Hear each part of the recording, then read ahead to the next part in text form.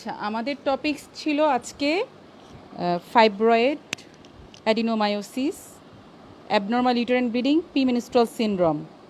একদিনে এতগুলো হবে কি না জানি না, আমরা শুরু করি ফাইব্রয়েড দিয়ে। তোমাদের ফাইব্রয়েড নিয়ে কিভাবে কেস আসতে পারে, হ্যাঁ, ফাইব্রয়েডের কেস প্রেজেন্টেশন থাকবে তোমাদের, এবং তোমাদেরকে কেস প্রেজেন্ট করতে হবে। তার আগে ফাইব্রয়েড কি তোমাদেরকে জানতে হবে। ফাইব্রয়েড কি? এটা একটা gynaecologically clinical condition, gynaecological clinical condition, যেখানে একটা স্মুথ মাসেল সেল থেকে একদম নিওপ্লাসিয়া হয়। নিওপ্লাসিয়া বলতে ম্যালিগনেন্ট নয়, বিনাইন নিওপ্লাসিয়া হয়ে এই টিউমারটা ফর্ম করে। এটা তার মানে এক ধরনের মাস্কুলার গ্রোথ, তাই না, মাসেল গ্রোথ। তাইলে ফাইব্রয়েড নাম হলো কেন? পরবর্তীতে যখন মাসেল গ্রোথটা বড় হয়ে যায়, বড় হতে থাকে, হাইপারপ্লাসিয়া হতে থাকে, হাইপারট্রফি হতে থাকে, একটা মাসেল থেকে সেল থেকে, স্মুথ মাসেল সেল থেকে ধীরে ধীরে ওটার মধ্যে ফাইব্রাস টিস্যু ইনগ্রোথ করে সাপোর্ট দেওয়ার জন্য টিউমারটাকে, হ্যাঁ, তখন এর জন্য এটার নাম হচ্ছে ফাইব্রোমায়োমা। ঠিক আছে, সংক্ষেপে আমরা ফাইব্রয়েড বলি, আসলে এটা হবে লিওমায়োমা, কারণ স্মুথ মাসেল সেল থেকে এটার অরিজিন, তাই না? কেন হয় ফাইব্রয়েড? কাদের হয়, কেন হয়? আচ্ছা, সাধারণত নাল্লিপ্যারাস লেডিদের হয়, পোরং সাবফার্টিলিটি থাকলে হয়, ঠিক আছে, জেনেটিক প্রিডিসপোজিশন থাকলে, পজিটিভ ফ্যামিলি হিস্ট্রিতে হয়, ব্ল্যাক উমেনদের হয়, ঠিক আছে।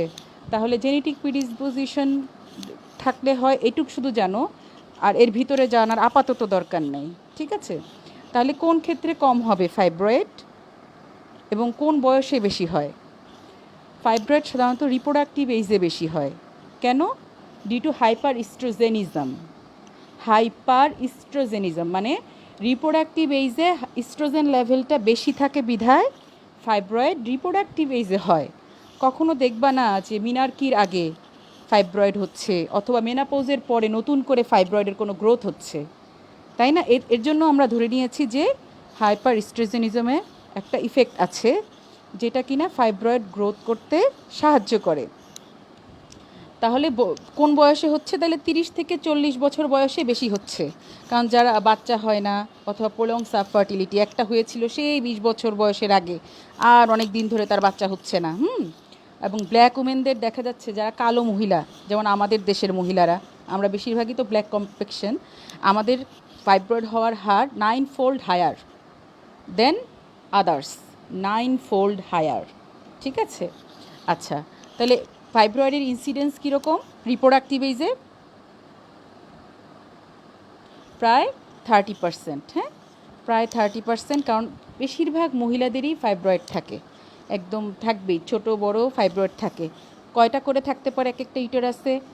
কমপক্ষে 5টা থেকে শুরু করে 30টা পর্যন্ত ফাইব্রয়েড রিমুভ করতে শোনা গেছে ইউটেরাস থেকে, হ্যাঁ। আচ্ছা, তাহলে এই ফাইব্রয়েড লিওমায়োমাকে সংক্ষেপে আমরা মায়োমাও বলি। মায়োমা থেকে মায়োমেক্টমি নামও আসছে, তাই না? তাহলে ফাইব্রয়েড কেন হয় আমরা জেনে গেলাম, কাদের হয় জেনে গেলাম, ফাইব্রয়েড জিনিসটা কি সেটাও আমরা জেনে গেলাম, হ্যাঁ। তাহলে ফাইব্রয়েড প্রেজেন্ট করে কিভাবে, আমরা বুঝবো কিভাবে এই রুগীটার ফাইব্রয়েড? যেমন আমাদেরকে যখন হিস্ট্রি দিবে, তখন কিভাবে ফাইব্রয়েডের দিকে হিস্ট্রি দিবে সেটা আমাদেরকে বুঝতে হবে রুগীর কথা শুনে। প্রথমে তো রুগীর এইজ দেখলাম, সে রিপ্রোডাক্টিভ এইজ। দ্বিতীয়ত বুঝলাম তার মাত্র একটা বাচ্চা। 2 নাম্বার, অথবা বাচ্চা হয়ই না এই কয়দিনে, হ্যাঁ।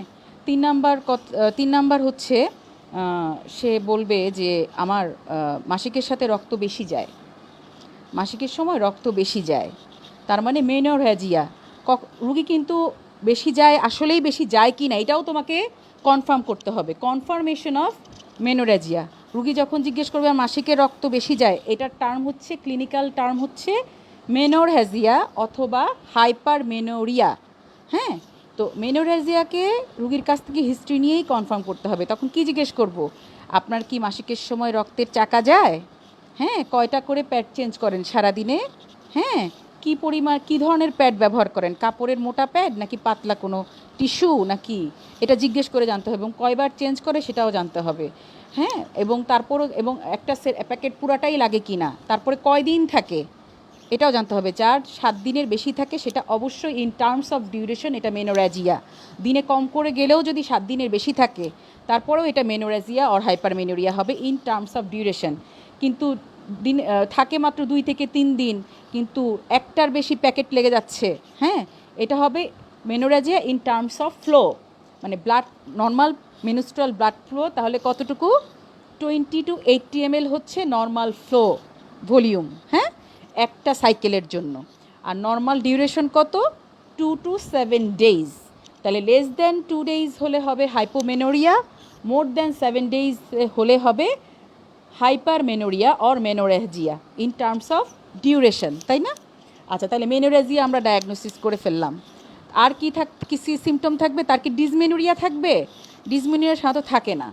ডিসমেনোরিয়া কখন হয়? তার যদি অ্যাসোসিয়েটেড এন্ডোমেট্রিওসিস থাকে, অ্যাসোসিয়েটেড পিআইডি থাকে, হ্যাঁ, এবং শুধু তাই না, তার বড় বড় রক্তের চাকা বের হচ্ছে, ব্লাড ক্লট যায় মাসিকের সময়, তখন due to passage of blood clot during menstruation, তখন তার ডিসমেনোরিয়া ডেভেলপ করে ওই সময়। তারপরে আর কখন? যদি কারো সাবমিউকাস ফাইব্রয়েড থাকে, সেটা পলিপ আকারে ইউটেরাস চাপ দিয়ে কোলিকি কন্ট্রাকশন করে করে বের করে দিতে চাচ্ছে ডেলিভারির মতো, হ্যাঁ, সেটা তখন ডিসমেনোরিয়া হয়। তাইলে ডিসমেনোরিয়াও হতে পারে, তাই না? তাহলে মেনোরেজিয়া হবে, তার মানে কি মেনোরেজিয়াটা কিন্তু একটু ক্যারেক্টারিস্টিক মেনোরেজিয়া, প্রোগ্রেসিভ মেনোরেজিয়া বলতে হবে। কেন প্রোগ্রেসিভ মেনোরেজিয়া বলবো? ফাইব্রয়েডের সাইজ যত সময় যায় বাড়তে থাকে, যত সময় যায় সংখ্যা বাড়তে থাকে, তত সময় পর পর ইউটেরাইন ক্যাভিটি বড় হয়ে যায়, ইউটেরাসের ব্রিডিং সারফেস বেড়ে যায়, হ্যাঁ, ফলে হবে কি অ্যাসোসিয়েটেড এন্ডোমেট্রিয়াল হাইপারস্ট্রোজেনিজম ইফেক্ট তো আসেই সাথে, ওইটার কারণে কি হবে? অ্যাসোসিয়েটেড এন্ডোমেট্রিয়াল হাইপারপ্লাসিয়া হবে, ফলে ব্লিডিং টেন্ডেন্সি বেড়ে যাবে। তাহলে প্রোগ্রেসিভ মেনোরেজিয়া কথাটা বলতে হবে। এবং ডিসমেনোরিয়া হতে পারে, ডিসমেনোরিয়া নিয়ে সে আসতে পারে। আর কি নিয়ে সে প্রেজেন্ট করতে পারে? অ্যাবডোমিনাল লাম্প, হ্যাভিনেস, আমার তলপেটে ভারী ভারী ভারী ভারী লাগে, তাহলে হ্যাভিনেস ইন অ্যাবডোমেন, হ্যাঁ, লোয়ার অ্যাবডোমেন, অথবা লাম্প ইন লোয়ার অ্যাবডোমেন। লাম্পটা পেটের মধ্যে তার চাকা সে কখন বুঝতে পারবে? যখন ইউটেরাইন ফাইব্রয়েডের সাইজ মোর দ্যান 14 উইকস হবে, মানে 14 সপ্তাহের বেশি হয়ে যাবে, ইউটেরাস এবং ফাইব্রয়েড টিউমার সহ একত্রে মেজার করলে যদি 14 উইকসের বেশি হয়ে যায়, আমরা যখন মেজার করবো আর কি এক্সামিনেশনে, তখনই কিন্তু সে পেটের মধ্যে চাকা বুঝবে। এর আগে কিন্তু সে চাকা বুঝবে না, শুধু হ্যাভিনেস বুঝবে। তাহলে লাম্প ইন অ্যাবডোমেন, তাহলে লাম্প চলে আসতেছে, গ্রোথ আসতেছে। আর কি থাকতে পারে? এই লাম্পের সাথে প্রেশার সিমটম থাকবে, তাই না? তার মানে প্রেশার সিমটম কী ধরনের হতে পারে? সামনের দিকে চাপ দিলে তার হতে পারে ডায়োর্নাল ফ্রিকোয়েন্সি, মানে রাতে দিনে তার যে কোনো সময় প্রস্রাব ঘন ঘন পাচ্ছে। Increase frequency of micturition during day and night is called diurnal frequency, ঠিক আছে? আচ্ছা, আর কি হতে পারে? চাপ দিয়ে তার রিটেনশন অফ ইউরিনও ডেভেলপ করতে পারে, ঠিক আছে? আরেকটা কি করতে? পিছনের দিকে চাপ দিয়ে তার বাউলকে চাপ দিয়ে, রেকটামকে চাপ দিয়ে কনস্টিপেশন ডেভেলপ করতে পারে, ঠিক আছে? আচ্ছা, প্রেশার সিমটম মোটামুটি এই। আর কি হতে পারে প্রেশার সিমটম? আচ্ছা, লিমফ্যাটিক অবস্ট্রাকশন বা ভাস্কুলার অবস্ট্রাকশন করে লেগ ইডিমা ডেভেলপ করতে পারে, ভেরিকোসিটিস ডেভেলপ করতে পারে, হ্যাঁ, পারে, ঠিক আছে? তাহলে তুমি প্রেজেন্টেশন আমি মোটামুটি বলে ফেললাম। এখন এক্সামিনেশনে চলি। এক্সামিনেশন প্রথমেই তো আমি রোগীর অনুমতি নিব। এক্সামিনেশন করার আগে রোগীকে অনুমতি নিয়ে আমি তার গায়ে হাত দিব। তার প্রথমেই দেখব টেম্পারেচার, হ্যাঁ, অ্যাসোসিয়েটেড ইনফেকশন থাকলে টেম্পারেচার রেইজ থাকবে। তারপরে হচ্ছে তার প্যালোর দেখব, ডিগ্রি অফ প্যালোর, মানে অ্যানিমিয়া দেখব। অ্যানিমিয়া কোথায় কোথায় দেখতে হয় সেটা অবশ্যই এক্সামিনেশন করে দেখে নিবে, এখন আমার বলার সময় নাই। সাইট অফ অ্যানিমিয়াগুলো অবশ্যই পারতে হবে, নাহলে কিন্তু পাস হওয়া মুশকিল, হ্যাঁ। তারপরে হচ্ছে আর কি দেখব? থাইরয়েড গ্ল্যান্ড দেখব। ফাইব্রয়েডের সাথে কিন্তু থাইরয়েড গ্ল্যান্ডের একটা রিলেশন আছে। বেশিরভাগ ফাইব্রয়েডের রুগীর সাথে হাইপোথাইরয়েডিজম থাকে। হাইপোথাইরয়েডিজম থাকলে থাইরয়েড গ্ল্যান্ড এনলার্জড হয়ে যায়, অল্প একটু এত বড় হবে না, কিন্তু ঢোক গিললে তুমি বুঝতে পারবে তার গলাতে থাইরয়েড গ্ল্যান্ড এনলার্জড আছে, ঠিক আছে? আচ্ছা, তারপরে থাইরয়েড গ্ল্যান্ড তুমি দেখলা। আর কি দেখবা? লিম্ফ গ্ল্যান্ডগুলো দেখতে হবে, সাথে অ্যাসোসিয়েটেড লিম্ফ গ্ল্যান্ড তুমি দেখে ফেলবা। তার ব্রেস্ট কন্ডিশন দেখে ফেলতে হবে, ব্রেস্ট কী অবস্থা, তার কার্ডিওভাস্কুলার স্ট্যাটাসটা দেখে ফেলতে হবে অ্যাসোসিয়েটেড। তারপরে যাও আর অ্যাবডোমিনাল এক্সামিনেশন। অ্যাবডোমিনাল এক্সামিনেশনে তুমি 14 উইক্সের উপরে হলেই লামটা পাবে, আদারওয়াইজ তুমি কিন্তু পাবে না, পার অ্যাবডোমিনালি পাবে না, ঠিক আছে? পার অ্যাবডোমিনালি পাবে মোর দ্যান 14 উইক্স সাইজ হলে। আচ্ছা, যদি পাও তার মানে এটা মোর দ্যান 14 উইক সাইজ। যদি পাও তখন তোমার মেজারিং টেপ নিয়ে মাপতে হবে। হাত দিয়ে তুমি যদি মেজারিং টেপ ছাড়া শুধু হাত দিয়ে মাপো, সেটা হবে কত উইকস প্রেগনেন্সির সাথে তুলনা করতে হবে। কিন্তু যখন তুমি মেজারিং টেপ দিয়ে মাপবা, তখন বলবা যে 5 × 6 সেন্টিমিটার ইন পালপেবল পার্ট। কারণ পিউবিক সিম্ফাইসিসের নিচেও তো কিছু অংশ আছে টিউমারের, ওটা তো তুমি মাপতে পারো নাই। তুমি শুধু পিউবিক সিম্ফাইসিসের উপরে অ্যাবডোমিনাল পার্টটাকে মাপতে পেরেছো। এর জন্য বলবা মেজারিং পালপেবল পার্ট ইজ এত ইন্টু এত সেন্টিমিটার। তখন কিন্তু আর উইকস বলা যাবে না মেজারিং টেপ দিয়ে যখন মাপবা। তাহলে তোমাকে সাইজ বলতে হবে। আরেকটা কি বলতে হবে? মার্জিন বলতে হবে। ফাইব্রয়েডের margin all time well defined থাকে। আচ্ছা, আর কি বলতে হবে? সারফেস বলতে হবে। ফাইব্রসের সারফেস সবসময় নোডিউলার অর ইরেগুলার বলতে হবে। আর কি? কনসিস্টেন্সি, ফার্ম থাকতে হবে। ফার্ম, হ্যাঁ, সাধারণত ফার্ম থাকে। আচ্ছা, আর কি বলবা? Tender or non tender? Non tender হবে। Fibroid all time non tender. যদি ফাইব্রয়েড টেন্ডার হয় সেটা অ্যাটিপিক্যাল কেস, সেটা হচ্ছে due to some changes in fibroid, আমরা কমপ্লিকেশনের কারণে আমরা টেন্ডার পাবো। সেটা আমি তোমাদেরকে পরে বলবো, কমপ্লিকেশন অ্যান্ড চেঞ্জেস। তাহলে তুমি পেলা। এখন ফাইব্রয়েডটা, এখন তুমি প্যারাঅ্যাবডোমিনাল এক্সামিনেশন শেষ। এখন আমরা আসো পেলভিক এক্সামিনেশন করব। পেলভিক এক্সামিনেশনে প্রথমে আমরা কি করব? পার স্পেকুলাম এক্সামিনেশন করে দেখব সার্ভিক্সটা হেলদি। আচ্ছা, তারপরে আমরা করব বাই ম্যানুয়াল এক্সামিনেশন। হ্যাঁ, বাই ম্যানুয়াল এক্সামিনেশনে বা হাত থাকবে পেটের উপরে, ডান হাত ঢুকাই দিব ভ্যাজাইনার ভিতরে। তোমরা by manual examination is not allowed for you. তার মানে তোমরা অনলি অ্যাবডোমিনাল পার্ট এক্সামিন করবে। তোমাদেরকে সেই রোগীই দেওয়া হবে যেই রোগীর অ্যাবডোমিনালি পালপেবল ফাইব্রয়েড আছে। আচ্ছা, কিন্তু তোমাদেরকে জিজ্ঞেস করবে এটা যে ফাইব্রয়েডের পক্ষে কি কি ফাইন্ডিংস তুমি পাবে। ফাইব্রয়েডের পক্ষের ফাইন্ডিংসগুলো যা যা আমি বললাম, ওয়েল ডিফাইন্ড, নন টেন্ডার, সারফেস নোডিউলার। আরেকটা কি, এই যে পালপেবল মাসটা তুমি পালপেট করতে পেরেছো, মাসটা, এটার লোয়ার মার্জিন কিন্তু তুমি রিচ করতে পারো নাই, তাই না? তাহলে তুমি ওয়েল ডিফাইন ঠিকই পেয়েছো, কিন্তু লোয়ার মার্জিন রিচ করতে পারেন, তো lower margin cannot be reached, এটা বলতে পারবা। হ্যাঁ, আর বাই ম্যানুয়ালি কী কী, মাসের সাথে সাথে সার্ভিক্স যদি মুভ করবে, আমরা পার অ্যাবডোমিনালি বা হাত দিয়ে যদি মাসটাকে উপরের দিকে তুলি, সার্ভিক্সটা উপরে উঠে যাবে। মাসটা যদি নাড়াইতে থাকি ডানে বায়ে, তখন সার্ভিক্সটাও ডানে বায়ে নড়বে। তখন আমরা বুঝবো যে mass is continuous with the uterus. আরেকটা কি, আমরা পারভ্যাজানালি যে হাতটা দিব, সেই হাত দিয়ে আমরা কোনো গ্রুভ পাবো না between the mass and uterus. No groove is felt between the mass and uterus. আরেকটা কি, mobility of the mass. Mobility of the mass, it is mobile side to side but not from above downwards. কেন? It is continuous with uterus. তাহলে কোন দিকে যাবে? এটা তো যেতে পারবে না নিচের দিকে। এর জন্য mobility restricted in above to downwards but it mobile side to side, এটাও বলতে হবে। আচ্ছা, তাহলে পারভ্যাজানাল কথাগুলো বলা শেষ। পার রেক্টাল এক্সামিনেশনের কথাও তোমাকে বলতে হবে। গাইনিতে অবশ্যই রেক্টাল এক্সামিনেশন করতেই হবে, কিন্তু বলবা নট ডান। তার মানে per vaginal examination not done, per rectal examination not done. তখন জিজ্ঞেস পার রেক্টাল এক্সামিনেশনে তুমি ফাইব্রয়েডে কী পাইতে চাইছিলা? তুমি বলবে অ্যাসোসিয়েটেড এন্ডোমেট্রিওসিস আছে কি না। রেক্টোভ্যাজানাল সেপ্টাম যদি ইনভলভ করে নোডিউল পাওয়া যাবে, তখন এটা আমরা পার রেক্টালি পাবো। আমরা পারভ্যাজানাল কি তুমি পাবা না? হ্যাঁ, আমরা পারভ্যাজানালিও পাবো, পার রেক্টালিও এটা পাবো। রেক্টোভ্যাজানাল সেপ্টাম ইনভলভ করে আমরা টেন্ডার নোডিউল পাবো। কেন? এন্ডোমেট্রিওসিস থাকবে। তখন তুমি বলবা ফাইব্রয়েডের সাথে অ্যাসোসিয়েটেড 40% ক্ষেত্রে পেলভিক এন্ডোমেট্রিওসিস থাকে। অ্যাসোসিয়েটেড 40% ক্ষেত্রে পেলভিক এন্ডোমেট্রিওসিস থাকে।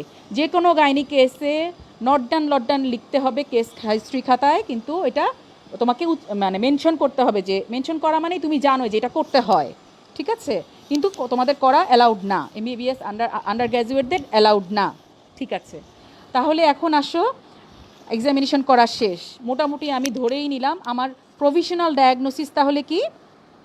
মাই provisional diagnosis, it is a case of fibroid uterus বা লিওমায়োমা অফ ইউটেরাস। আচ্ছা, লিওমায়োমা কেন বলবো না? কারণ এখনও তো অপারেশন আমরা টিউমারের অপারেশন করিনি, টিউমারের হিস্টোপ্যাথোলজি রিপোর্ট নাই, তাই আমরা যে গতানুগতিক যে টার্ম সেটা ইউজ করব, ফাইব্রয়েড অফ ইউটেরাস। আচ্ছা, ডিফারেন্সিয়াল ডায়াগনোসিস কী হবে তাহলে ফাইব্রয়েডের সাথে? 1 নম্বরই অ্যাডিনোমায়োসিস, 2 নম্বর ওভারিয়ান টিউমার, 3 নম্বর প্রেগনেন্সি, 4 নম্বর ডিস্টেন্ডেড ব্লাডার, হ্যাঁ, আর কি টিউব ওভারিয়ান মাস। আচ্ছা, অনেকগুলো বলে ফেললাম কিন্তু, তাই না? আচ্ছা, এখন আসো, এখন এই যে এতগুলো ডিফারেন্সিয়াল ডায়াগনোসিস বললাম, এখন ইনভেস্টিগেশন করে আমাদেরকে এগুলো এক্সক্লুড করতে হবে। তাহলে ইনভেস্টিগেশনের এইম কি কি হবে? সবসময় ইনভেস্টিগেশনের এইম নিয়ে আগাইতে হবে। কি কি এইম? 1 নাম্বার হচ্ছে ওই যে মেনোরেজিয়া বলছিল না, ওখানে লিখতে হবে টু কনফার্ম মেনোরেজিয়া। তারপরে 2 নাম্বার হচ্ছে টু কনফার্ম ডায়াগনোসিস, ঠিক আছে? তারপরে 3 নাম্বার হচ্ছে টু অ্যাসেস জেনারেল কন্ডিশন। হ্যাঁ, তো টু কনফার্ম মেনোরেজিয়া কী টেস্ট করে? অ্যালকালি হেমাটিন টেস্ট করে। এটা আর হিস্ট্রি নাই। হ্যাঁ, অ্যালকালি হেমাটিন টেস্ট করে, কীভাবে করে আর জানার দরকার নাই। অ্যালকালি হেমাটিনটা এটা যে তোমাদের মনে না থাকলে, না পারলে কোনো সমস্যা নাই, যারা এক্সিলেন্ট তারাই শুধু পারবা, জানবা। Alkali haematin test sodium hydroxide দিয়ে সারা রাত রেখে দিয়ে এটা করা হয়। আর পিক্টোরিয়াল চার্ট দিয়ে মেনস্ট্রুয়াল ব্লাডটাকে ডিফার করা হয়। আচ্ছা, এখন আসো ভেনাস ব্লাড থেকে। এখন আরেকটা কি বললাম? Confirmation of fibroid. Confirmation of fibroid আমরা কিভাবে করব? সিম্পল একটা টেস্ট হচ্ছে ultrasonography. Ultrasonography with colour Doppler. এখন কোন আলট্রাসোনোগ্রাম? ট্রান্সভ্যাজাইনাল না ট্রান্স অ্যাবডোমিনাল? অবশ্যই ট্রান্স অ্যাবডোমিনাল। কারণ কি? ট্রান্স অ্যাবডোমিনাল আলট্রাসোনোগ্রামটাই আগে করতে হবে, কারণ যেই ইউটেরাসের সাইজ তোমার 12 উইক্সের বেশি হয়ে যাবে, তখন কিন্তু ট্রান্সভ্যাজাইনাল দিয়ে ওইটা দেখা যাবে না। মাসগুটাও ডিলাইনিয়েট করা যাবে না। এর জন্য ট্রান্স অ্যাবডোমিনাল আলট্রাসাউন্ড হবে উইথ কালার ডপলার। তখন আমরা কি পাবো? ফাইব্রয়েডের ফাইন্ডিংস কী হবে এটা জিজ্ঞেস করলেও করতে পারে। আমরা একটা ওয়েল ডিফাইন্ড, ওয়েল সার্কামস্ক্রাইবড একটা মাস পাবো ইন মায়োমেট্রিয়াম, ঠিক আছে? মায়োমেট্রিয়ামে পাবো। এবং এটা ইকোজেনিসিটি হাইপার ইকো হতে পারে, হাইপো ইকো হতে পারে। হাইপার, হাইপো, আইসো 3 ধরনের ইকোজেনিসিটি হতে পারে, ঠিক আছে? এবং একটা থেকে মাল্টিপল থাকতে পারে, একটাও থাকতে পারে, মাল্টিপলও থাকতে পারে। আচ্ছা, এটা এন্ডোমেট্রিয়াল ক্যাভিটিকে প্রেস করতেছে কি না এটা দেখতে হবে। Pressing endometrial cavity or not এটা বলতে হবে ফাইন্ডিংসে। আমরা আসনোলজিস্টরা লিখে দেয় সেটা। অ্যান্টেরিয়র ওয়ালে আছে না পোস্টেরিয়র ওয়ালে আছে সেটা লিখে দেয়। অ্যান্টেরিয়র ওয়ালে কয়টা আছে বা পোস্টেরিয়র ওয়ালে কয়টা আছে বা সার্ভিক্সে আছে কি না এগুলো লিখে দেয়। আচ্ছা, তারপরে হচ্ছে আর কি লিখে দিবে? তাহলে এই তো এই মোটামুটি এইটা। আরেকটা জিনিস, তা কালার ডপলার কথাটা বললাম কেন? ফাইব্রয়েডের পেরিফেরিতে ভাস্কুলারিটি ইনক্রিজ করবে, কিন্তু পুরো অ্যাকচুয়ালি যে ফাইব্রয়েড টিউমারটা ওইটা অ্যাভাস্কুলার, ওইটাতে দেখবা কোনো তারাবাতি জ্বলবে না। কালার ডপলার দিলে কোনো আলো ঝলকানি আসবে না টিউমারের মধ্যে, কিন্তু টিউমারের চারিদিকে তারাবাতি থাকবে, মানে আলোর ঝলকানি থাকবে, লাল নীল বাতি থাকবে। তার মানে হচ্ছে কি এটা ফাইব্রয়েড ইজ অ্যাভাস্কুলার, এর জন্য তাই জেনে গেলা ফাইব্রয়েড অ্যাভাস্কুলার। আচ্ছা, তারপরে এছাড়া এটা ডিফারেন্সিয়েট করব আমরা অ্যাডিনোমায়োসিস থেকে। আমরা যখন অ্যাডিনোমায়োসিস পড়াবো তখন অ্যাডিনোমায়োসিসের ফাইন্ডিংসটা বলবো, ঠিক আছে? আলট্রাসোনোগ্রাফিক ফাইন্ডিংস দুইটাই ইম্পর্টেন্ট। আচ্ছা, তাহলে আমি ডায়াগনোসিস কনফার্ম করার জন্য আমি আলট্রাসোনোগ্রাম উইথ কালার ডপলার করলাম। হ্যাঁ, এখন ডায়াগনোসিস হয়ে গেল এটা ফাইব্রয়েড। ফাইব্রয়েড ডায়াগনোসিসের জন্য কিন্তু এমআরআই এর দরকার নাই। এখন ফাইব্রয়েড ডায়াগনোসিস হয়ে গেল। এখন to assess general condition, pre operative preparation. To assess general condition in case of pre operative preparation. তাহলে কীভাবে আমরা প্রিপেয়ার করব? আমরা রুগীর জেনারেল কন্ডিশন দেখব, তার সিস্টেমিক কোনো ইলনেস আছে কি না সেটা দেখব, মানে complete blood count, renal function test, liver function test, thyroid function test, blood sugar, urinary, হ্যাঁ এগুলো করব। করে চেস্ট এক্সরে, ইসিজি এগুলো করে তার জেনারেল কন্ডিশন দেখে নিলাম। দেখে নিয়ে তারপরে এখন যদি অপারেশন লাগে, রুগীটা অপারেটিভ স্টেজে চলে যায় বা আচ্ছা, ট্রিটমেন্ট অপশনগুলো তখন আমার রুগীর সাথে আগে কাউন্সিলিং করতে হবে, তারপরে আরও কিছু টেস্ট আছে। এখন ট্রিটমেন্ট অপশন কি কি? একটা হচ্ছে কনজারভেটিভ ম্যানেজমেন্ট, আরেকটা হচ্ছে সার্জিক্যাল ম্যানেজমেন্ট। কনজারভেটিভ ম্যানেজমেন্টের মধ্যে আবার আছে মেডিকেল ম্যানেজমেন্ট আর কনজারভেটিভ সার্জারি। আর সার্জিক্যাল ম্যানেজমেন্টেও আছে কনজারভেটিভ সার্জারিটাই ওভারল্যাপিং করতেছে আর ডেফিনেটিভ সার্জারি, ঠিক আছে? তাহলে আসো, যদি রুগীটার মেডিকেল ম্যানেজমেন্ট করতে হয় তাহলে কিভাবে আমরা মেডিকেল ম্যানেজমেন্ট করব? আমরা প্রথমে হচ্ছে মেডিকেল ম্যানেজমেন্টের মধ্যে প্রথমে আসবে জেনারেল ম্যানেজমেন্ট। জেনারেল ম্যানেজমেন্টে রুগীটাকে আমরা রেস্টে রাখবো, তার অ্যানিমিয়া কারেকশন করব, তার ইনফেকশন কন্ট্রোল করব, তার কোনো সিস্টেমিক ইলনেস থাকলে কারেকশন করব, এটা হচ্ছে তার জেনারেল ম্যানেজমেন্ট। তার প্রেশার কন্ট্রোল করব, হ্যাঁ, এটা সিস্টেমিক ইলনেসের মধ্যেই চলে আসবে। তারপরে আসো কিছু আমরা তাকে first line drug, second line drug দিব, নন হরমোনাল, হরমোনাল ড্রাগ। নন হরমোনালের মধ্যে হচ্ছে NSAID, যেমন ন্যাপ্রোক্সেন, আইবুপ্রোফেন, মেফেনামিক অ্যাসিড, এটাগুলোর অনেক কাজ আছে। 25-40% ক্ষেত্রে তারা ব্লিডিং কমায় দেয়, হ্যাঁ, ব্যথা কমায় দেয়, বা সাইজও একটু হালকা একটু কমায়। NSAID সাইজ অত কমায় না, কিন্তু অ্যান্টিফিব্রিনোলাইজিক এজেন্ট এটাও 50% ক্ষেত্রে ব্লিডিং কমায় দিচ্ছে ব্লিডিংয়ের সময়। কিন্তু এগুলো হচ্ছে শর্ট টার্ম টেম্পোরারি রিলিফের ক্ষেত্রে ইউজ করা হয়, NSAID আর অ্যান্টিফিব্রিনোলাইটিক এজেন্ট। এই দুটো ডিউরিং মেনস্ট্রুয়েশন ইউজ করতে হয়। আর হরমোনাল থেরাপি আসো, হরমোনাল থেরাপির মধ্যে কী কী? প্রোজেস্টেরন ইউজ করতে পারো, অ্যান্টিপ্রোজেস্টেরন ইউজ করতে পারো, progesterone receptor modulator, selective progesterone receptor modulator use করতে পারো, ডানাজল আর অ্যান্টিগোনাডোট্রফিন ইউজ করতে পারো, GnRH অ্যানালগ ইউজ করতে পারো, ঠিক আছে? আচ্ছা, কিন্তু মেডিকেল ম্যানেজমেন্টগুলা ফাইব্রয়েডের ক্ষেত্রে 3 থেকে 6 মাসের বেশি ইউজ করা ঠিক না, হ্যাঁ। 3 থেকে 6 মাসে মেডিকেলি ম্যানেজ করেও যদি দেখা যাচ্ছে সিমটম পারসিস্ট করতেছে, আনকন্ট্রোলেবল ব্লিডিং, হ্যাঁ, তখন কিন্তু অপারেশনেতেই যেতে হয়, অপারেশনে যেতে হবে। আচ্ছা, এখন এখন তাহলে অপারেশন কী কী আছে?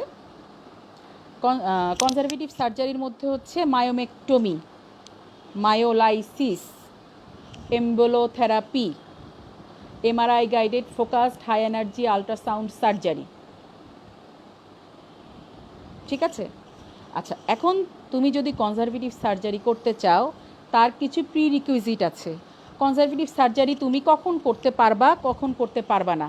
যদি রুগী মেনাপোজে চলে যায়, তখন তুমি কনজারভেটিভ সার্জারি নট অ্যালাউড, ঠিক আছে? রুগীর যদি ফ্যামিলি কমপ্লিট থাকে, নট অ্যালাউড।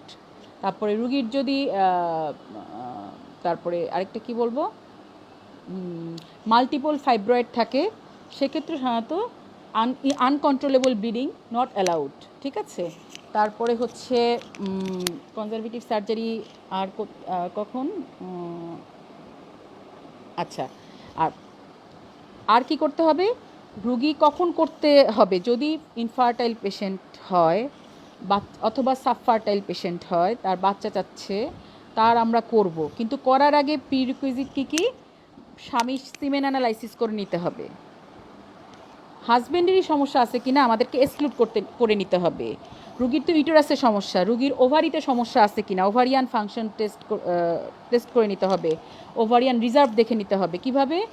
আমরা ওই যে 21 ডেতে প্রোজেস্টেরন লেভেল করে দেখব, এটা more than 10 nanogram per ml or more than 25 nanomole per litre আছে কিনা, ঠিক আছে? আর টিউবাল ফাংশন টেস্ট করব, মানে হিস্ট্রোসালপিঙ্গোগ্রাফি করে টিউবাল প্যাটেন্সি টেস্ট ঠিক আছে কিনা দেখে নিব। তাহলে তারপরে আমরা মায়োমেক্টমিতে যাব। আচ্ছা, এবং মায়োমেক্টমিতে যাওয়ার আগে তার হিমোগ্লোবিন স্ট্যাটাস 11 গ্রাম পার DL করে নিতে হবে, প্রি রিকুইজিট। তাকে কাউন্সিলিং করে নিতে হবে, এটাও প্রি রিকুইজিট। কি counselling about what? Counselling about her diagnosis, her treatment options, তার about her suitable treatment for her, এবং complications of this myomectomy operation, prognosis of this myomectomy operation, হ্যাঁ। এবং তার যে মায়োমেক্টমি অপারেশনটা আনকন্ট্রোলেবল ব্লিডিং হলে hysterectomy করে দিতে হতে পারে, এটাও তাকে জানাতে হবে। এবং মায়োমেক্টমির আউটকাম তাকে বলতে হবে, যে মায়োমেক্টমি করা হলে কি, মায়োমেক্টমির আউটকাম বলতে প্রগনোসিস কী কী? প্রগনোসিস হচ্ছে পারসিস্টেন্স অফ মেনোরেজিয়া থাকে 1 to 5%, হ্যাঁ। Persistence of fibroid and recurrence of fibroid 30 to 50%। রিল্যাপারোটমি লাগে হচ্ছে 25% ক্ষেত্রে, ঠিক আছে? তো এই জিনিসগুলা, মানে রিল্যাপারোটমি বলতে হিস্টেক্টমি করে দিতে হয় রিল্যাপারোটমি করে, এটা হচ্ছে 25%। আচ্ছা, তাহলে এই জিনিসগুলা সব কাউন্সিল করে নিতে হবে তাকে। তাহলে আমি কিন্তু অনেক কথা বলে ফেললাম। তারপরে মায়োমেক্টমি করব। মায়োমেক্টমি জিনিসটা কি?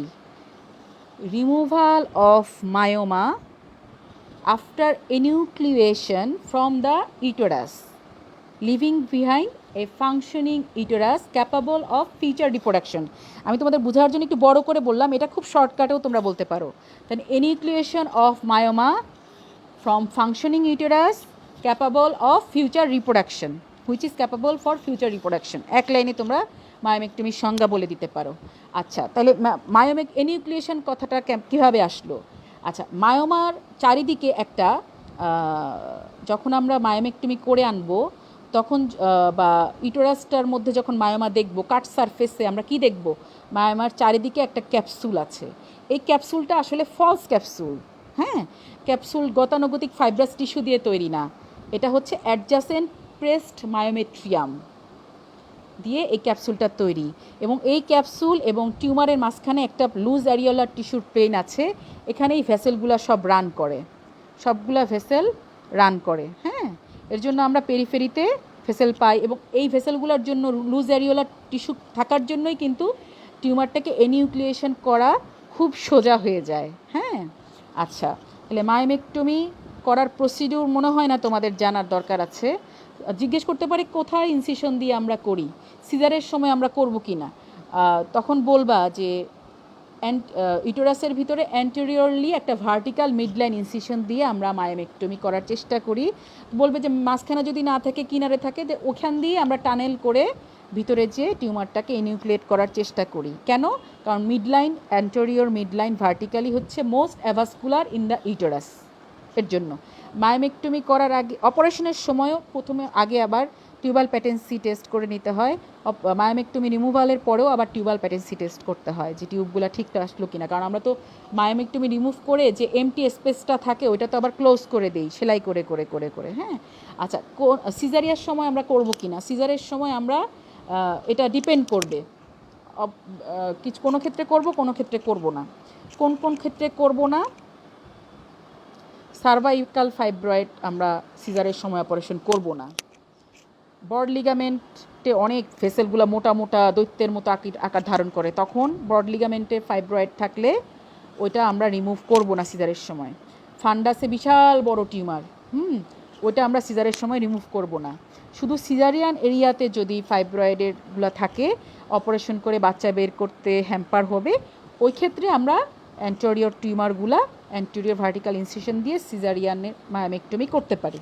এটা বলবা, উত্তর দিবা, শেষ। আচ্ছা, তারপরে আসো কনজারভেটিভ। এর কনজারভেটিভ সার্জারির মধ্যে আর কি আছে? মায়োলাইসিস।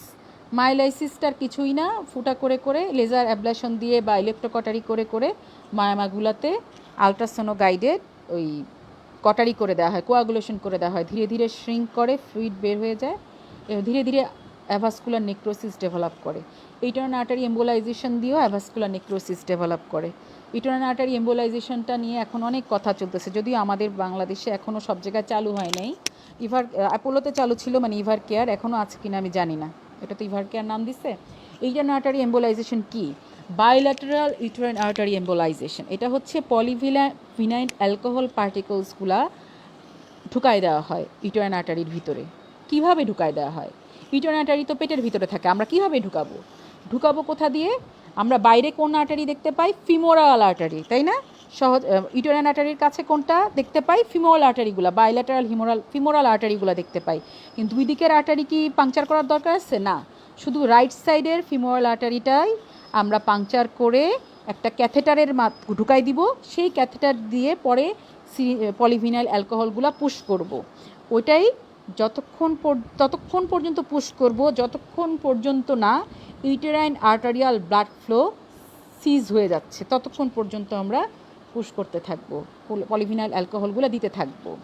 এবং এতে কি হবে? এটার success rate 90%, 80 to 90% success rate. ঠিক আছে? আচ্ছা, এখন এই যে মায়োমার, কিন্তু এটা কাদের করব না? যাদের ফ্যামিলি কমপ্লিট আর বাচ্চার দরকার নাই তাদেরই কিন্তু করব, কারণ দুই দিকে ইউটেরাইন আর্টারি ব্লক হয়ে গেলে তো ফাইব্রয়েডের সাথে সাথে ইউটেরাসটাও নন ফাংশনিং হয়ে যাবে, কিন্তু এর জন্য আমরা তাদের ক্ষেত্রে করব না। হ্যাঁ, আচ্ছা, তারপরে এবং এগুলো করার আগে ওই প্রিরিকুইজিট কথাটা আছে। এই কনজারভেটিভ সার্জারি করার আগে প্রিরিকুইজিট দুইটা জিনিস আমি আবার বলি নাই, ভুলে গেছি। প্রিরিকুইজিটে দুইটা জিনিস আরও আছে, সার্ভাইকাল ক্যান্সার এক্সক্লুড করে নিতে হবে, এন্ডোমেট্রিয়াল ক্যান্সার এক্সক্লুড করে নিতে হবে। সার্ভাইকাল ক্যান্সার এক্সক্লুড করবো বাই প্যাপসিসমিয়ার, এন্ডোমেট্রিয়াল ক্যান্সার এক্সক্লুড করবো আমরা বাই এন্ডোমেট্রিয়াল স্যাম্পলিং। এটা আমি প্রিরিকুইজিটে বলতে ভুলে গেছি, সরি। আচ্ছা, তাহলে তাহলে বায়োলেটারাল ইউটেরাইন আর্টারি এম্বোলাইজেশন কথাটা হয়ে গেল। এটার অল্টারনেটিভ কি? অল্টারনেটিভ হচ্ছে laparoscopy guided bilateral uterine artery ligation. আমরা এটা খুব সহজেই করি, আমরা ল্যাপারোটমি ওপেন করে করি, ল্যাপারোস্কোপিক্যালি না, ওপেন করে দুই দিকের ইউটেরাইন আর্টারি লাইগেট করে দিই। হ্যাঁ, আমাদের জন্য সোজা, বাংলাদেশের মতো গরিব দেশের জন্য সোজা। আচ্ছা আচ্ছা, আর কি? এবার আসো ডেফিনিটিভ সার্জারি। কাদের জন্য ডেফিনিটিভ সার্জারি? যাদের এইজ হয়ে গেছে more than 45 years, family complete, অথবা মেনাপোজে চলে আসছে, হ্যাঁ মেনাপোজের পরেও তার bleeding continued, symptom persisting after menopause. হ্যাঁ, যে সিমটম সিজ হয়ে যাওয়ার কথা ছিল মেনাপোজের সাথে, কিন্তু সিমটম পারসিস্টিং, তাদের ক্ষেত্রে আমরা ডেফিনিটিভ সার্জারি করব। কি ডেফিনিটিভ সার্জারির নাম কি হবে? Hysterectomy with bilateral salpingectomy with conservation of ovary if they are healthy. তাহলে হিস্টেরেক্টমি কীভাবে করা যেতে পারে? Abdominal hysterectomy, vaginal hysterectomy. Vaginal hysterectomy কাদের করব? যদি ইউটেরাসের সাইজ লেস দ্যান 10 উইকস থাকে, তো সেক্ষেত্রে আমরা নন ডিসেন্ডেন্ট ভ্যাজাইনাল হিস্টেরেক্টমি করতে পারি। অ্যাসোসিয়েটেড পেলভিক অর্গান প্রোল্যাপস যদি থাকে সেক্ষেত্রে নন ডিসেন্ডেন্ট ভ্যাজাইনাল হিস্টেরেক্টমি। আরেকটা আর কি, লেস দ্যান ইউটেরাসের সাইজ যদি লেস দ্যান 12 উইকস থাকে, সেক্ষেত্রে আমরা ল্যাপারোস্কোপি গাইডেড হিস্টেরেক্টমি করতে পারি, ল্যাপারোস্কোপিক্যালি টোটাল হিস্টেরেক্টমি করতে পারি। আদারওয়াইজ আমাদেরকে মোর দ্যান 12 উইকস হলে আমাদেরকে ল্যাপারোটমি করে অ্যাবডোমিনাল হিস্টেরেক্টমি করতে হবে আর কি। আচ্ছা, হিস্টেরেক্টমির এখন আসো, আমি বলেছিলাম না ফাইব্রয়েডের কিছু কমপ্লিকেশন, ফাইব্রয়েডে কিছু চেঞ্জ আসে। ফাইব্রয়েডের অপারেশন না করলে কি কি চেঞ্জ হতে পারে ফাইব্রয়েডে? একটা হচ্ছে ফাইব্রয়েড নিজে নিজে অ্যাট্রোফিড হয়ে যেতে পারে, আরেকটা হচ্ছে নেক্রোসিস হতে পারে, নেক্রোসিস হওয়ার তারপরে ইনফেকশন হতে পারে, আরেকটা কি হতে পারে? ম্যালিগনেন্ট চেঞ্জ হতে পারে, সার্কোমেটাস চেঞ্জ, যদিও ইনসিডেন্স খুবই কম, 0.2%। আরেকটা কী হতে পারে? ডিজেনারেশন হতে পারে। ডিজেনারেশন কী কী হয়? Hyaline degeneration, cystic degeneration, fatty or myxomatous degeneration, calcified degeneration or carneous degeneration, আর রেড ডিজেনারেশন। রেড ডিজেনারেশন সাধারণত প্রেগনেন্সিতে হয়, লেট প্রেগনেন্সিতে হয়, অথবা আর্লি পোস্টপার্টাম পিরিয়ডে হয়। আচ্ছা, ওকে, তাহলে ফাইব্রয়েডের চেঞ্জগুলো বলা হলো, তাই না? তাহলে কমপ্লিকেশন কী কী হবে ফাইব্রয়েডের থেকে? অপারেশন না করলে কি হবে? ফাইব্রয়েডে কী সমস্যা ছিল? সমস্যাগুলো পারসিস্ট করবে, তাই না? প্রেশার সিমটমগুলো পারসিস্ট করবে, ব্লিডিং হতে হতে তার অ্যানিমিয়া ডেভেলপ করবে, অ্যানিমিয়া থেকে তার অ্যানিমিক যত রকম সমস্যা হয় সেগুলো ডেভেলপ করবে। হ্যাঁ, আর কি হতে পারে? ইনফেকশন হতে পারে, ইনফেকশন হতে পারে, কারণ অ্যাসোসিয়েটেড সালপিনজাইটিস হয় 15% ক্ষেত্রে। সেজন্য পরবর্তীতে ওই সালপিনজাইটিস থেকে পেরিটোনাইটিস ডেভেলপ করতে পারে, সেপ্টিসেমিয়া ডেভেলপ করতে পারে, তার মানে ইনফেকশন হতে পারে। আর কি কিছু ম্যালিগনেন্সি তো হতেই পারে 0.2% ক্ষেত্রে, এটা তো চেঞ্জের ক্ষেত্রেই বলা হয়ে গেছে। আর কি হতে পারে?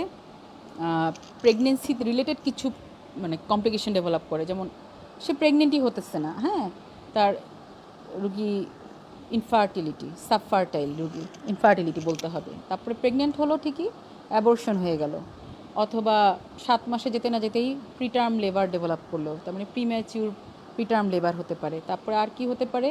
বাচ্চা ঠিকভাবেই আছে, টার্ম পর্যন্ত গেছে, কিন্তু ম্যাল পজিশন, ম্যাল প্রেজেন্টেশন, আর যে কারণে সিজার লাগতেছে। তারপরে আর কি প্রলং লেবার, মানে অবস্ট্রাক্টেড লেবার পেইন উঠেছে তার ঠিক মতোই, মাথা নিচেই ছিল, কিন্তু আর বের হচ্ছে না। কেন? ওই সার্ভাইকাল ফাইব্রয়েড, ব্রড লিগামেন্ট ফাইব্রয়েডগুলো রাস্তা বন্ধ করে দিয়েছে, তার মানে obstructed labour, prolong labour develop করতে পারে, অবস্ট্রাক্টেড লেবার অ্যাকচুয়ালি। তারপরে ইনক্রিজ অপারেটিভ ইন্টারফারেন্স, তার মানে সিজার লাগলো। তারপরে আর কী হতে পারে? ডেলিভারির সময় পিপিএইচ ডেভেলপ করতে পারে, পোস্টপার্টাম হেমোরেজ, ফাইব্রয়েডে প্লাসেন্টাটা লেগে থাকতে পারে, রিটেইন প্লাসেন্টা হতে পারে। ঠিক আছে? আচ্ছা, এই তো অনেক কিছু বলে ফেললাম প্রেগনেন্সি রিলেটেড কমপ্লিকেশনে। তাহলে কমপ্লিকেশনগুলো মোটামুটি তাহলে বলা শেষ, তাই না? তাহলে চেঞ্জগুলো বলা শেষ। তারপরে আর কি জানার আছে তোমাদের ফাইব্রয়েড থেকে?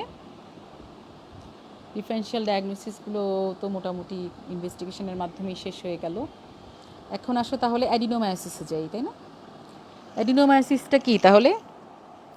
এটাও একটা gynaecological clinical condition characterized by ingrowth of functional endometrium within the myometrium of uterus.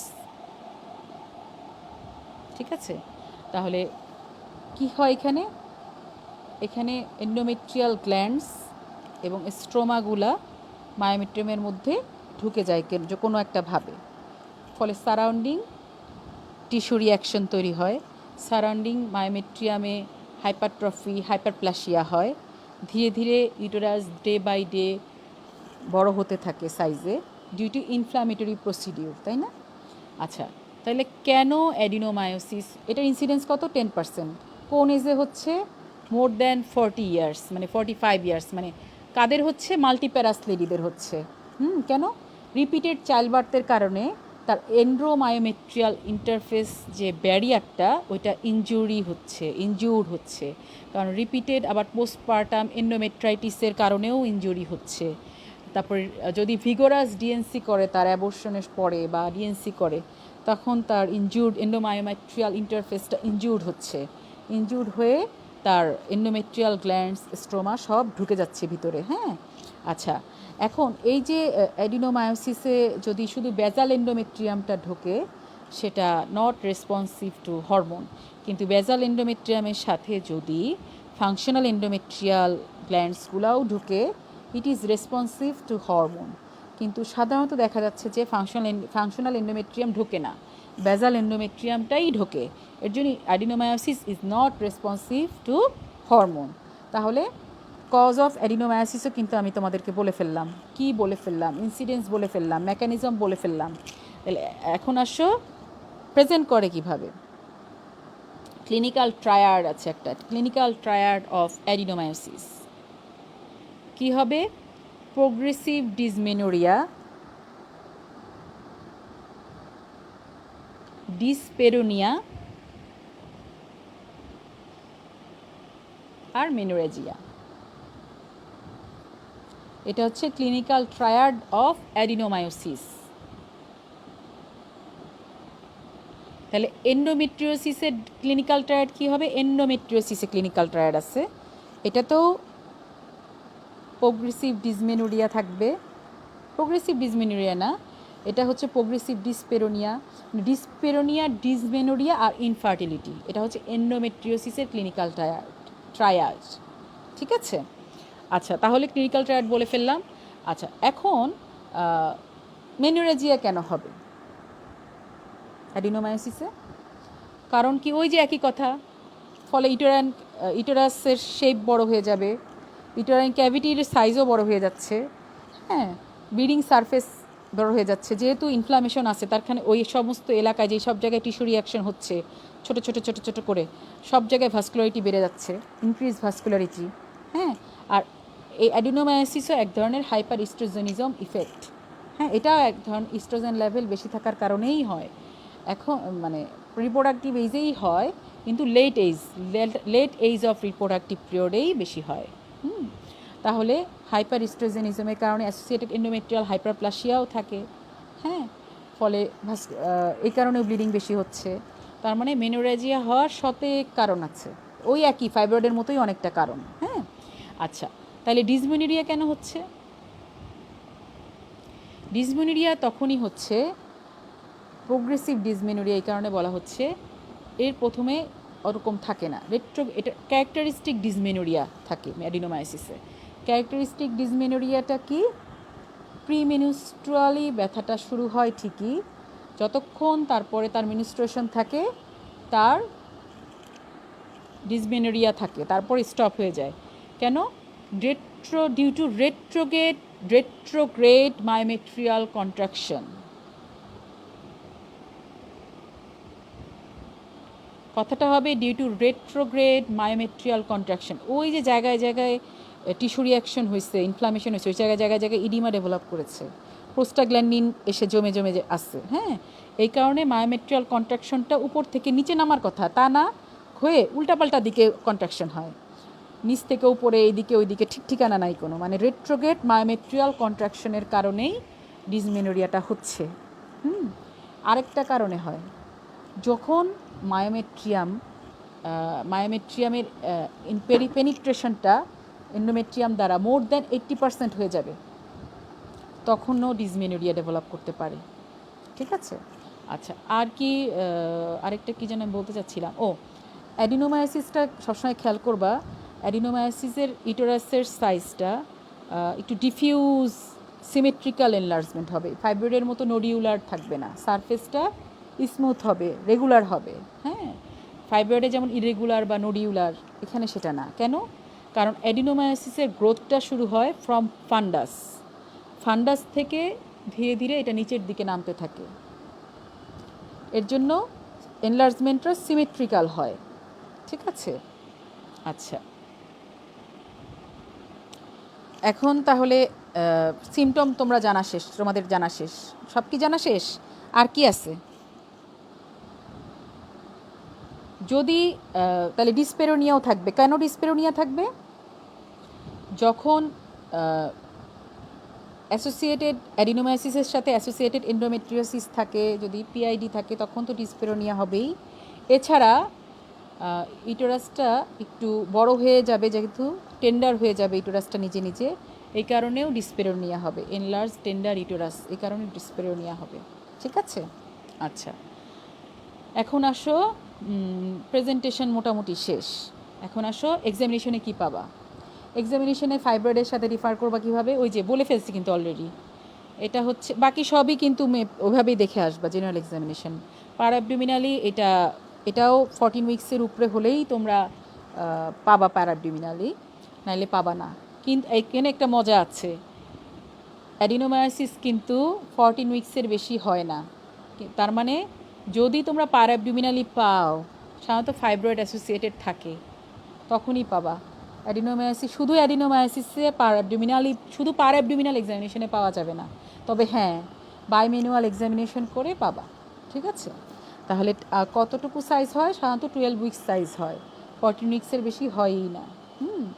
আচ্ছা, তাহলে এক্সামিনেশনে যদি পাও তখন কি পাবা? ওয়েল ডিফাইন্ড মার্জিন, সিমেট্রিক্যালি ইউটেরাসটা এনলার্জ থাকবে, ইউটেরাসটা টেন্ডার থাকবে, কনসিস্টেন্সি হার্ড হবে, মার্জিন ওয়েল ডিফাইন্ড হবে।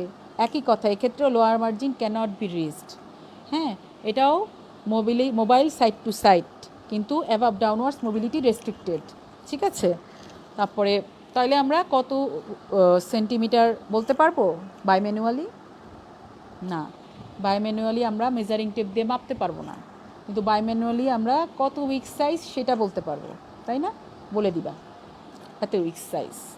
আচ্ছা, অ্যান্টিভার্টেড না রেট্রোভার্টেড সেটাও বলে দিতে পারবা। অ্যাসোসিয়েটেড এন্ডোমেট্রিওসিস থাকলে রেট্রোভার্টেড হয়ে যায়, হ্যাঁ, অ্যান্টিভার্টেড আর থাকতে পারে না। আচ্ছা, তারপরে আর কি? আর বাকি ফাইন্ডিংসও সেম।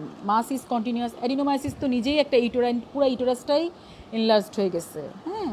তো এটা তো মাস পুরো নিজেই মাস হয়ে গেছে, তাই না?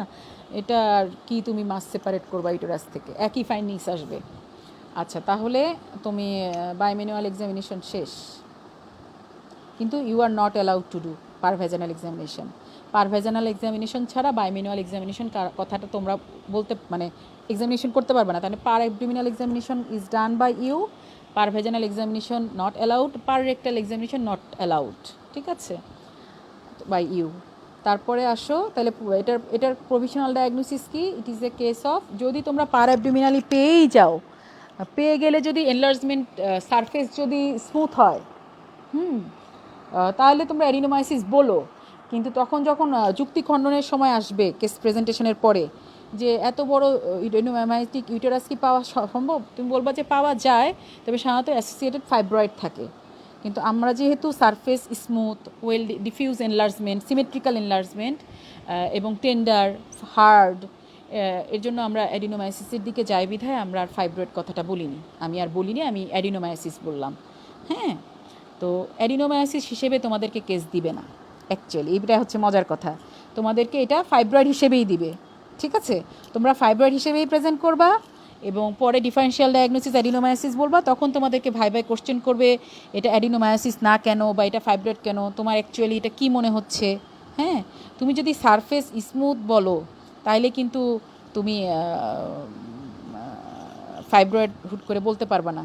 তখন বলবে যে স্মুথ সারফেস কোন ফাইব্রয়েডে হতে পারে, সাবমিউকাস ফাইব্রয়েডে তোমার ইউটেরাসটাও এনলার্জড হবে, ভিতরে সাবমিউকাস ফাইব্রয়েড থাকবে, বাইরে দিয়ে নোডিউলার সারফেস পাওয়া যাবে না। এটা আর অ্যাডিনোমায়োসিস দিয়েই হয়ে গেছে ফাইব্রয়েডটা। ও সার্ভাইকাল ফাইব্রয়েডে, সার্ভাইকাল ফাইব্রয়েড, সার্ভিক্সটা তো নিচে থাকে ফাইব্রয়েডের নিচে, ওদিকে উপর দিয়ে ইউটেরাসটা সার্ভিক্স সার্ভাইকাল ফাইব্রয়েডের উপরে বসে আছে, কিন্তু তুমি পুরো জিনিসটা তো এনলার্জ পাচ্ছ, এক্ষেত্রেও তো তুমি নোডিউলার পাবা না, তাই না? এভাবে বুদ্ধি করে উত্তর দিতে হবে। আচ্ছা, তারপরে আসো এখন ইনভেস্টিগেশনে আমি বলেছি আলট্রাসোনোগ্রাফি 1 নম্বরেই ওই এইমগুলো একই হবে। আর কনফার্ম ডায়াগনোসিসে তুমি প্রথম 1 নম্বরে আসবে আলট্রাসোনোগ্রাফি, ট্রান্স অ্যাবডোমিনাল আলট্রাসোনোগ্রাফি, ট্রান্সভ্যাজানাল আলট্রাসোনোগ্রামও এখানে তুমি বলতে পারো, কারণ এটা ইউটেরাসের সাইজ 12 উইক্সের বেশি সাধারণত হয় না, এই জন্য কালার ডপলার। তাহলে transabdominal ultrasonography and transvaginal sonography with colour Doppler, এভাবে বলবা, ঠিক আছে? বা আলট্রাসোনোগ্রাম উইথ কালার ডপলার, তারপরে তারা যদি প্রশ্ন করে উত্তর দিবা, ঠিক আছে? আচ্ছা, তখন তুমি আলট্রাসোনোগ্রাফিক ফাইন্ডিংস কী হবে, অ্যাডিনোমায়োসিস এইটা ধরবে, এটা তো ধরবেই। এটাতে কি পাবা, এটাতে দেখবা যে ইউটেরাসটা অবশ্যই এনলার্জড, সাইজটা বড় পাবা, বাল্কি ইউটেরাস পাবা। হ্যাঁ, আচ্ছা, বাল্কি কখন বলবা?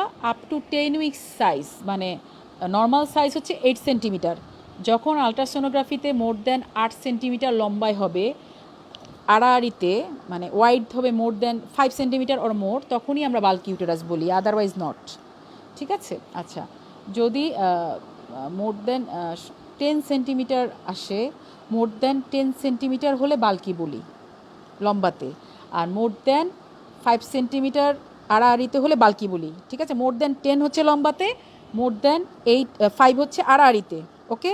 এই দুইটা হলে আমরা বাল্কি বলি। তাহলে কখন প্যাথোলজি হবে? এটা কি বাল্কি ইউটেরাস কি প্যাথোলজিক্যাল? বাল্কি ইউটেরাস ঠিক প্যাথোলজিক্যাল না, মনে করা হয় বাল্কিটা কনজারভেটিভলি ম্যানেজ করা যাবে। প্যাথোলজিক্যাল কোনটা? যখন ইউটেরাসের সাইজ মোর দ্যান 12 সেন্টিমিটার হয়ে যাবে আলট্রাসোনোগ্রাফিতে, তখন বলবো যে এটা প্যাথোলজিক্যাল এবং এই ইউটেরাসটাকে অপারেশন করে ফেলে দিতে হতে পারে, কারণ এটার সাইজ অনেক বড় হয়ে গেছে, 12 সেন্টিমিটারের বেশি হয়ে গেছে, 12 সেন্টিমিটার হয়ে গেছে, এখন মনে হয় আর কনজারভেটিভ ম্যানেজমেন্টে ভালো কাজ করবে না। তাও দিয়ে দেখবো কাজ করবে না যখন রুগীরা আসেও এবং অপারেশনই লাগে আলটিমেটলি, পরবর্তীতে 1-2 বছর পর ঠিকই অপারেশন লাগে। আচ্ছা, তাহলে এটা গেল ইউটেরাস এনলার্জড।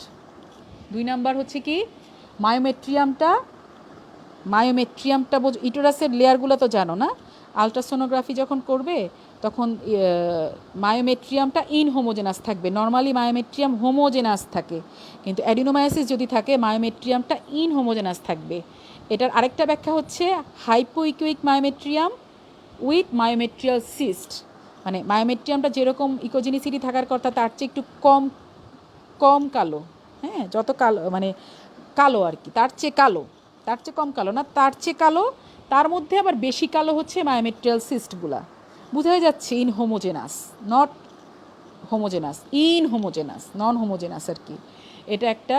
আরেকটা কি পাবা, এন্ডোমায়োমেট্রিয়াল যে ইন্টারফেসটা থাকতো সুন্দরভাবে বোঝা যেত, ওইটা বোঝা যাবে না, ইল ডিফাইন্ড এন্ডোমায়োমেট্রিয়াল ইন্টারফেস, এটা হবে। আচ্ছা, তারপরে আর কি পাবা, অ্যান্টিরিয়র ওয়ালটা থিকেন্ড হবে, পোস্টেরিয়র ওয়ালটা মোর থিকেন্ড হবে, হ্যাঁ, মানে ওয়ালগুলোর থিকনেস বেড়ে যাবে, এটা পাবা।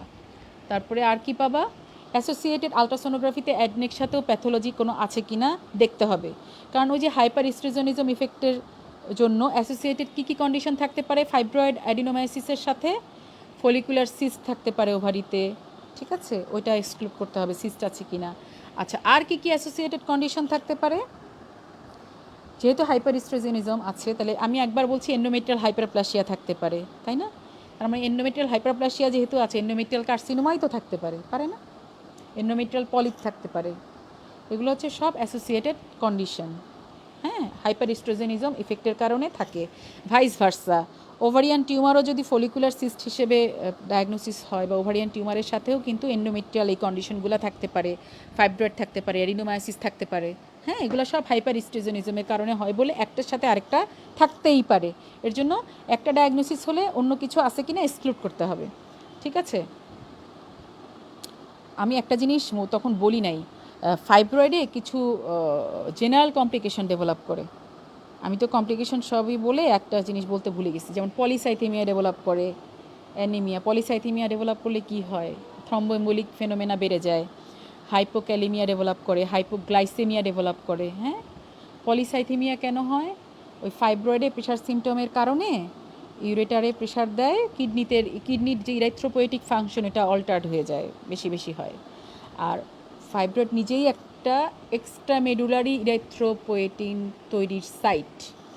এর জন্য ইরাইথ্রোপোয়েটিন বেড়ে যায় বলে নিউ আরবিসি ফর্মেশন বেড়ে যায়, পলিসাইথেমিয়া ডেভেলপ করে। ঠিক আছে, আচ্ছা, তারপরে আসো,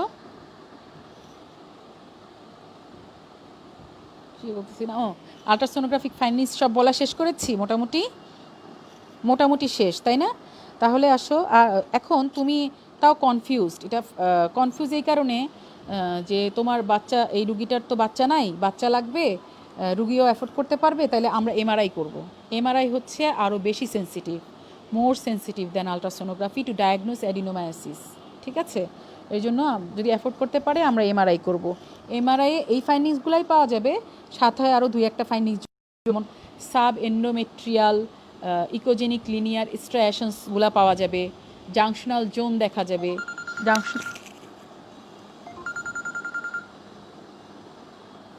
জাংশনাল জোন পাওয়া যাবে।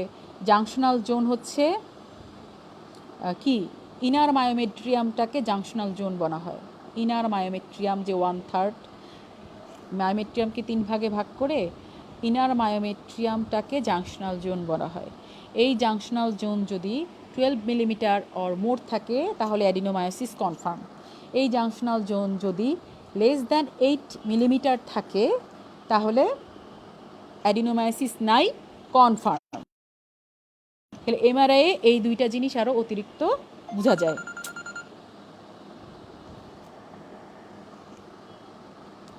তাহলে গেল, আর কি বলবো এখন, একইভাবে ট্রিটমেন্টের আগে তোমার অ্যাসোসিয়েটেড কন্ডিশনগুলো এক্সক্লুড করতে হবে। যেহেতু অ্যাডিনোমায়োসিস এইজ হচ্ছে 45 ইয়ার্সের বেশি, এর জন্য সাধারণত মেডিকেল ম্যানেজমেন্টের রেসপন্সও করে না, আমরা সার্জারিতেই যাব। সাধারণত দেখা যাচ্ছে যে ডেফিনিটিভ সার্জারি করা হয়, কারণ একমাত্র হিস্টেক্টমি করলেই এটা কিউরেটিভ, আদারওয়াইজ নট। হ্যাঁ, এছাড়া তারপরেও কনজারভেটিভ সার্জারি করতে হয় যারা ইনফার্টাইল তাদের। হ্যাঁ, এখন কী কনজারভেটিভ সার্জারি করতে পারো? ইউটেরাইন মাস রিডাকশন করতে পারো, এটাকে জাপানিজ প্রসিডিউর বলা হয়। আরেকটা হচ্ছে অ্যাডিনোমায়োমেক্টমি করতে পারো। আর অ্যাডিনোমায়োসিসের সাইজ যদি, ইউটেরাসের সাইজ যদি লেস দ্যান 10 উইকস থাকে সেক্ষেত্রে তোমরা মিরেনা ইউজ করতে পারো ফর 5 ইয়ার্স, কিন্তু ফলো আপে রাখতে হবে। হ্যাঁ, মিরেনা ইউজ করতে পারো যদি লেস দ্যান 10 উইকস সাইজ হয়। মানে আমাদের ওর সমস্যাগুলো কি, মেনোরেজিয়া, ডিসমেনোরিয়া, এই মিরেনা দুটোই কমাই দিবে। তাহলে তো এর চেয়ে বেশি বড় সাইজের ইউটেরাসে মিরেনা কাজ করবে না। হ্যাঁ, তাহলে আমরা মোটামুটি অ্যাডিনোমায়োসিসও পড়া শেষ হলো নাকি? অ্যাডিনোমায়োসিসে কি আরও কিছু জানার আছে তোমাদের? মোটামুটি তো বললাম মনে হয়। তারপরে আসো অ্যাবনর্মাল ইউটেরাইন ব্লিডিং। আমার তো গলা বসে যাচ্ছে। অ্যাবনর্মাল ইউটেরাইন ব্লিডিং কিন্তু অনেক বড়, অনেকগুলা সংজ্ঞা। আজকে কি পড়বে না পড়বে না? না আরেকদিন পড়বে? আর ফাইব্রয়েড অ্যাডিনোমায়োসিস নিয়ে কোনো কোশ্চেন থাকলেও আমাকে প্রশ্নগুলা মেসেঞ্জার গ্রুপে দিয়ে দিবে, আমি তোমাদেরকে উত্তর পরে লাইভে দিয়ে দিব। ঠিক আছে, ধন্যবাদ। কোনো কোশ্চেন থাকলে আমাকে আমার গ্রুপে দিয়ে দিবা কোশ্চেনগুলা, পরে ওগুলা আলোচনা করে দিব। অ্যাবনর্মাল ইউটেরাইন ব্লিডিং আর প্রিমেনস্ট্রুয়াল সিনড্রোমটা পড়াই দিব। ঠিক আছে, ধন্যবাদ। তাহলে সবাইকে নিজেরা একটু পড়ে নিও, মেন বইগুলো একটু পড়ে, মেন বই তো সব পড়বা না, একটু দত্তটা দেখো, বা কেস টেসের কোনো খাতা বই থাকলে পড়ে নিও, বা আমি যা বললাম সেটাই একটু পড়ো, তাহলে কোনো প্রশ্ন আসলে মনের মধ্যে আমি সেটা উত্তর দিয়ে দিব। ওকে, আল্লাহ হাফেজ, আসসালামু আলাইকুম।